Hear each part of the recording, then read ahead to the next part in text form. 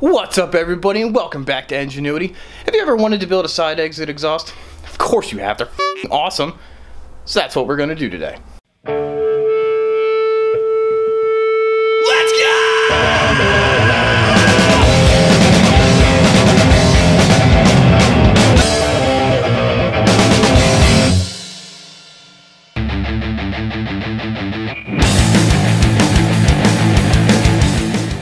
Alright, so while each vehicle has its own nuances, you can probably get away with the parts that I have and just, cut and modify the bends and angles that you need to fit your particular application, which is exactly what I'm about to do.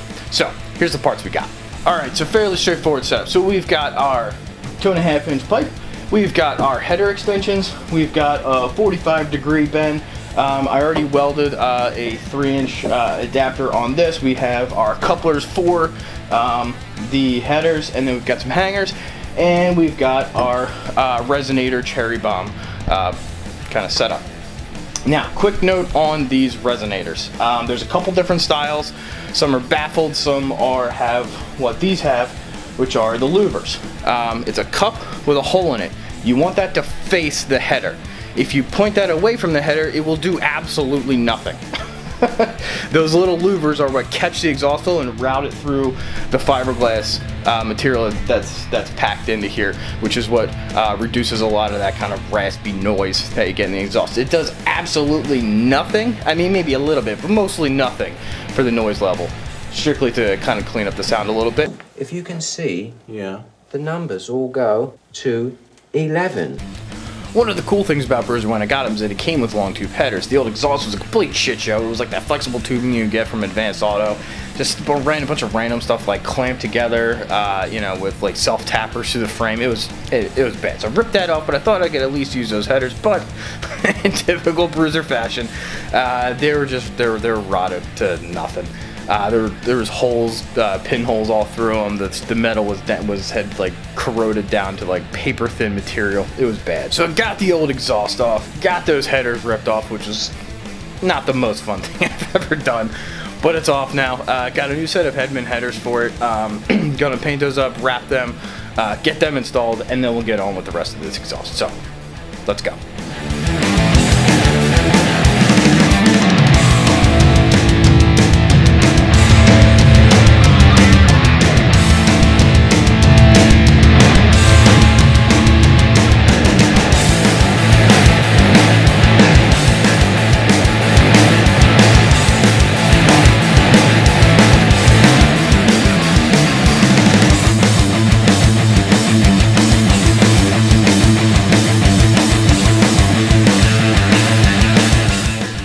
I'm not gonna make you guys sit through the other one, so use a little YouTube magic here, and there we go.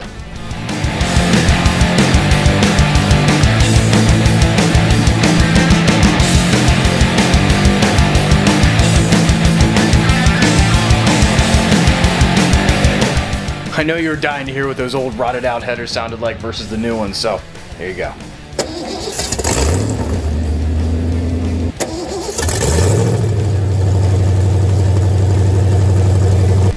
Alright, so quick plan of attack on how we're going to do this. So, header extension will go in the truck. We'll leave it kind of loose because we want to allow for some movement while you're aligning things. We're going to clean up our glass pack. I like to use a wire wheel on the painted surfaces, follow it up with a flap disc. You can use just a flap disc or a belt sander or fire. Burn it off, whatever you want to do. As long as it's clean so you get a good weld. So once that's cleaned up, you get that in. This dude will slip fit in there. Like that, and then we have our pipes and bends to get the exhaust routed where we need to go. We'll get everything marked and then cut, tacked in place, and once everything looks good, we'll drop it out of the truck, finish weld it, put it back in the truck, and then we'll find a position for our hangers, get those tacked on, and get everything finished up. So, like I said, it's a pretty easy setup, and yeah, let's get her going. So the first thing we're going to do is pop the big way up here.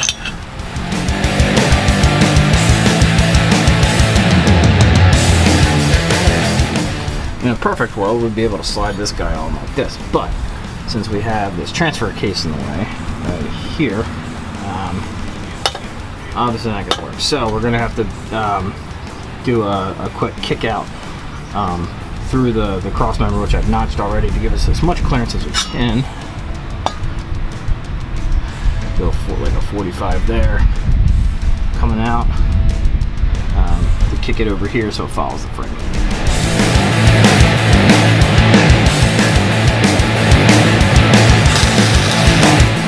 Okay, so here's what we have so far. So we got our first 45 in. So I just have this little wood clamp kind of holding it for me. And then what we're gonna do is we're gonna line this back up with the way we kicked it up, like this, and then our other 45 is gonna go on that guy, and then kick it back this way. So really just you stick the pipe underneath. You just run the Sharpie or marker, whatever you got. Line your cut line up. Go cut it, bring it back, and shave it down until it fits. So here we go.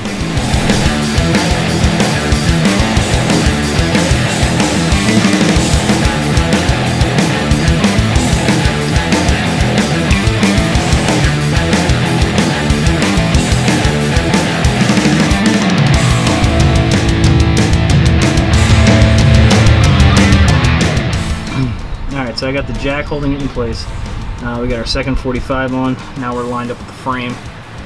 So now we can just bring the exhaust. At this point, we can put the glass pack on, and then once the glass pack's on, we're pretty much going to be where exactly we need to be. Again, it's a short frame truck, so we don't these things aren't terribly long, because we're going to kick it out right pretty much in line with this bracket. Up here for the parking brake, because here's our bed. We want the exhaust coming out to follow this angle, you know, give the tire plenty of clearance, but also kind of get it as far back from the cab as we can. Not much more to go, so let's keep going.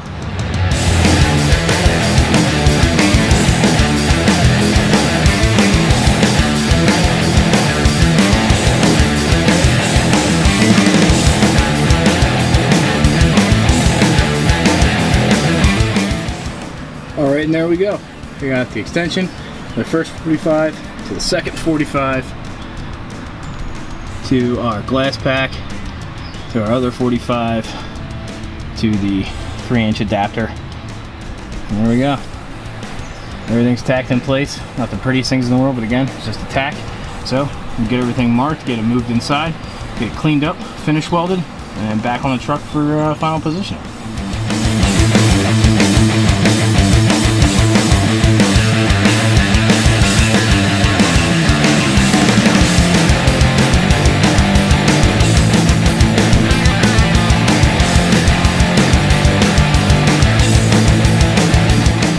So now that we got both sides of the exhaust all burned together, we're going to go outside, we're going to set our hanger placement, and then get those tacked on. Once those are tacked on, then we'll final weld those on, and then she's ready to go.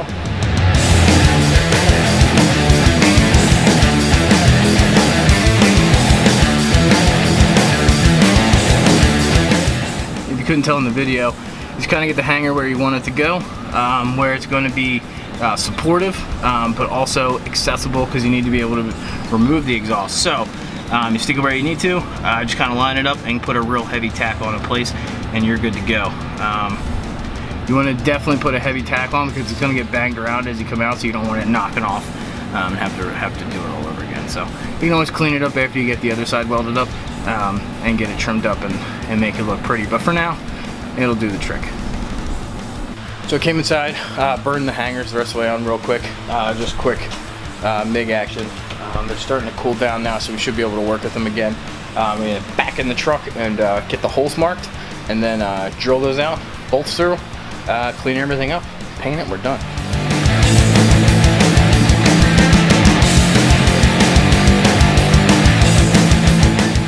So ran into a bit of an issue. I don't actually have the bolts to attach it to the frame that I thought I did.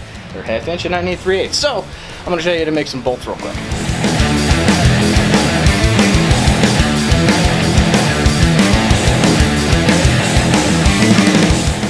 So now that everything's final welded, the truck's been marked and drilled and ready for the mounts, we are good to go. And we're going to clean this up, get it painted, get it installed, and hear what it sounds like.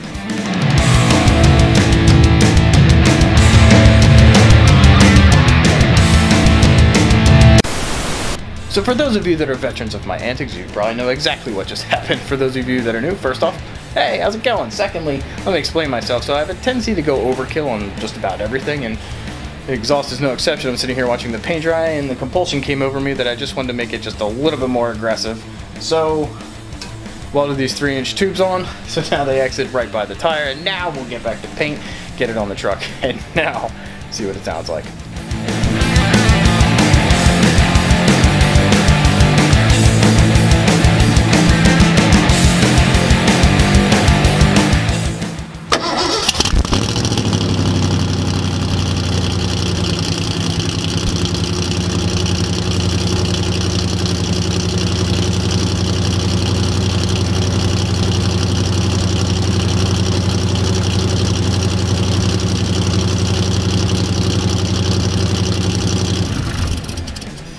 Alright, we're out of daylight, so that's going to do it for me for today. Sorry for just a short little cold start sound clip. Rest assured there will be more content coming on Bruiser in the future. But thank you so much for sticking around, I really do appreciate it. And just remember, on projects like these, sometimes you just need a little ingenuity. I will see you next time.